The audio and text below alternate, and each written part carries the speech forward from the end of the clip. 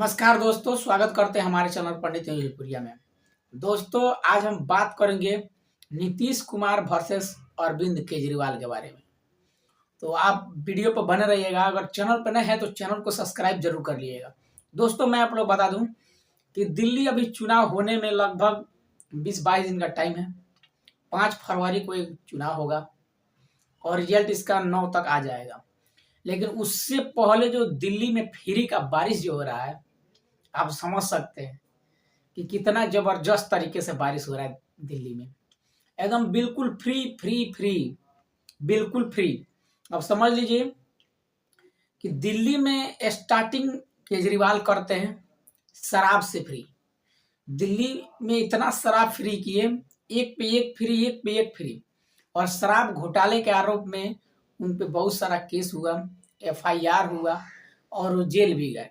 लेकिन उसके बाद देखिए 21 रुपया हर महीने फ्री, राशन फ्री, बहुत सारा सिस्टम जो है यहाँ, बहुत सारे जो सरकारी जो लाभ हैं वो सब आपको फ्री दिए जाएंगे। इंश्योरेंस फ्री, इलाज फ्री। अब आप समझ लीजिए कितना फ्री चल रहा है। तो दिल्ली में फ्री का बारिश हो रहा है। उधर कांग्रेस भी फ्री कर रखी है और बीजेपी भी अपना समझ लीजिए कि जो धन का कोष है वो खोल दिया है।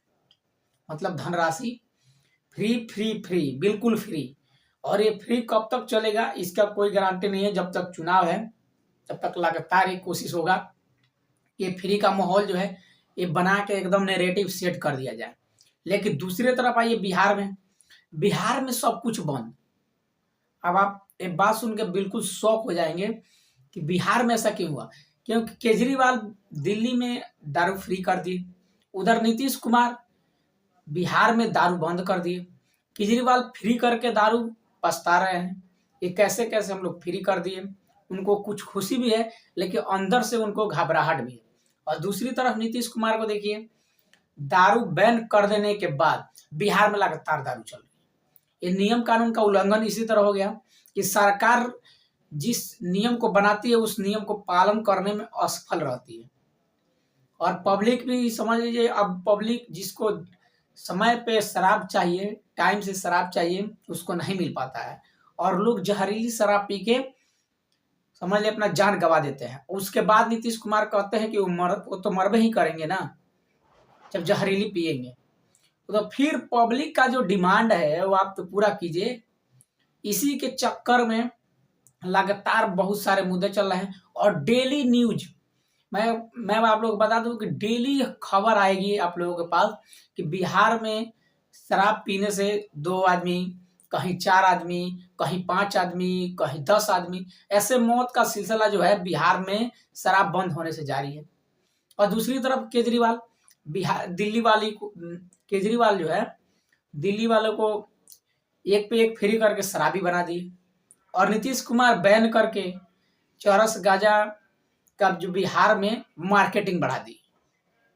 और दूसरी तरफ लोगों का रोजगार भी दे दिए। अब बिहार में शराब बंद होने के बावजूद लोग चरस, गांजा, ये सब छोटे मोटे जितने भी हैं इस टाइप के बिहार में लोग नशा करना चालू कर दिए। उसके बाद से अब देखिए, शराब तो बंद है बिहार में, लेकिन शराब बंद होने के बावजूद बिहार में लगातार एकदम माहौल बन गया है। होम डिलीवरी हो रहा है शराब का। और एक काफ़ी आप लोगों को मिल जाएगा सोशल मीडिया पर देखने के लिए।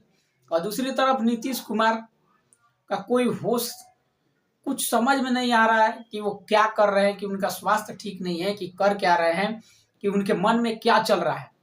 नहीं, अभी देखिए बिहार का जिस तरह का हालत है, उधर शराब का एक अलग प्रॉब्लम चल रहा है, बिहार BPSC का अलग प्रॉब्लम चल रहा है।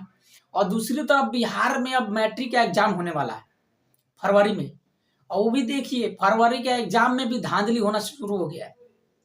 अब मैट्रिक के एग्जाम में सोच लीजिए, अब 10th क्लास के बच्चों तक को भी ये नहीं बकस रहे हैं। तो आगे जाके देखिए ये लोग क्या करेंगे।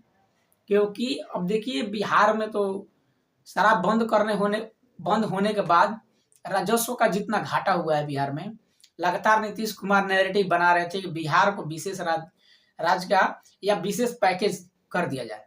लेकिन शराब बंद होने के बाद इनको ये समझ में नहीं आया कि बिहार का जो रेवेन्यू है वो डाउन फ्लो में चला जाएगा और बिहार का दुर्दशा खराब हो जाएगा। अब बिहार में लगभग 35 साल से राजनीतिक माहौल में अभी देखिए कैसे चल रहा है। बिहार में लगभग समझ लीजिए कि 25 साल तक ये चला बिल्कुल सेट, एकदम आराम से शराब चला, 10 साल में शराब होल्ड।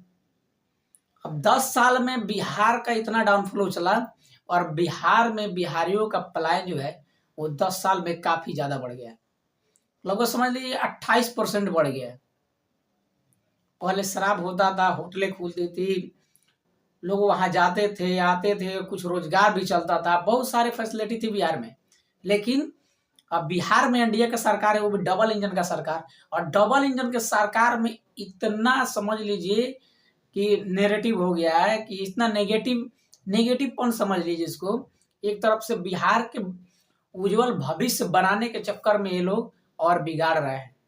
तो इस बार जनता मूड बना चुकी है कि इस बार नीतीश कुमार को गद्दी से हटा देना है, और सदा के लिए हटा देंगे या नहीं हटा देंगे, या बिहार को विकास करने के लिए नीतीश कुमार को हटाना जरूरी है या नहीं, कमेंट बॉक्स में जरूर बताइएगा कि क्या नीतीश कुमार को बिहार से अलविदा कहना चाहिए या नहीं कहना चाहिए। मिलते हैं किसी नेक्स्ट वीडियो में किसी और जानकारी के साथ, तब तक के लिए दीजिए इजाजत। जय हिंद।